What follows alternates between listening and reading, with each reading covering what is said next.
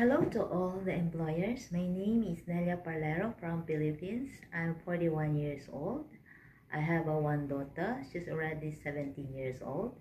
My height is 157 centimeter. I'm a college graduate of Bachelor of Science in Agriculture. My work experience as a domestic helper was in Lebanon for 2 years and also in Malaysia. I took care of 2 kids from 4 months old and 3 years old baby. I do household chores like cleaning, cooking, wash clothes, ironing, etc. I can cook Chinese foods like steamed fish, sweet and sour fish fillet, and dumplings, and etc.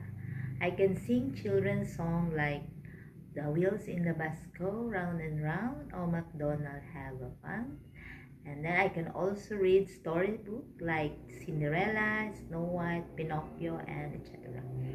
I want to work in abroad for my family and of course my daughter to give her a better life and future.